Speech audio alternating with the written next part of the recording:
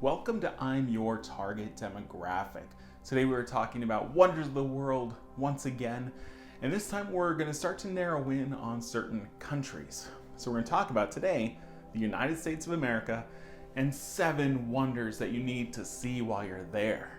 Now the list here is relative, okay? These are places that I've picked from other 7 wonders of the world lists. These are places that seem to pop up a lot in this conversation, but this is not exhaustive. So if there's a place that we missed, let me know in the comments. Also let me know if there's other countries that you want to see portrayed this way. So our next videos could be anywhere, a region, a country, a continent, anything. Let me know what you want to see. So let's dive in to the 7 wonders of the United States. Up first, the Grand Canyon. Located in the state of Arizona, the Grand Canyon is the result of the Colorado River carving its way through the rock.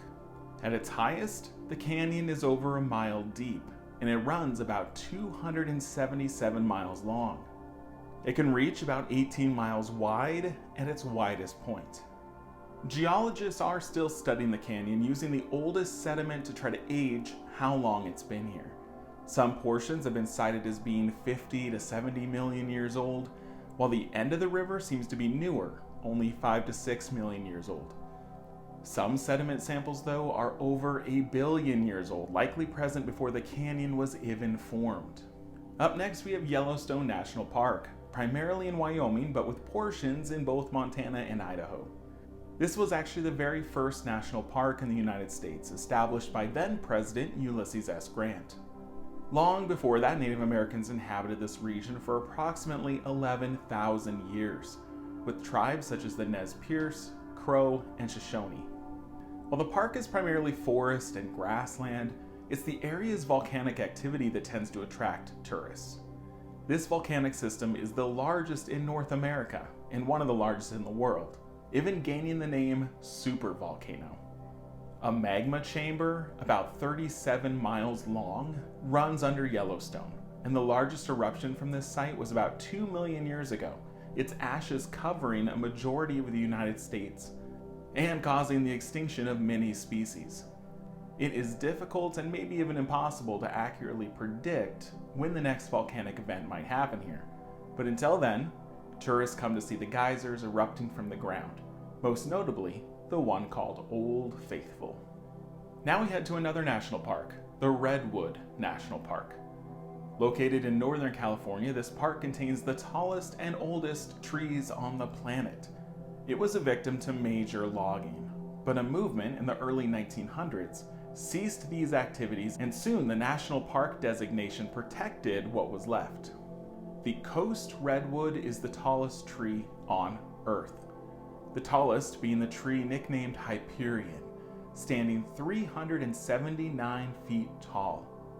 These trees can live an average of 500 to 700 years, with some even living to 2,000 years old, some of the longest living organisms on the planet. This park is fairly unique in that there's no cost or even entrances to the park. You might just find yourself suddenly surrounded by these giants. Nearby, we have another wonder, this one created by men, the Golden Gate Bridge. This suspension bridge crosses where the San Francisco Bay meets the Pacific Ocean, and at the time of its creation, it was the longest and tallest suspension bridge in the world. It also features a movable barrier down the middle to change how many lanes are going each direction, to ease the flow of traffic. The bridge is known for its bright orange aesthetic, which was chosen because of the color's vibrancy, even allowing the bridge to be seen through the fog, which is quite common in the Bay. Up next, we travel back to the Colorado River, this time to look at Hoover Dam.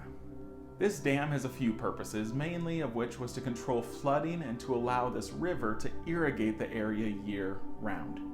It also serves to generate power through generators built into the dam that turn water into power. However, because of increasing droughts, the actual energy generated here is decreasing every year, and that's become a definite secondary purpose of this dam. What power is generated is sold to the states of Nevada, Arizona, and California to utilize. We travel across the country now to the District of Columbia, Washington, D.C., and the National Mall. This area includes quite a few monuments, including the Lincoln Memorial, the Capitol, and the Washington Monument. Some folks that nitpick might say that the mall only includes the area between these monuments, not the monuments themselves, but for the sake of you looking to travel, we're going to include them as a batch. Getting about 24 million visitors a year, many folks visit from both within the US and from outside of it. At its inception, this mall was designed as a means to connect government buildings, national memorials, commemorative works, and to serve as an event venue for national events and gatherings. This has been a common gathering place for presidential inaugurations. For the public who don't have official tickets to the event, they can gather here on the mall.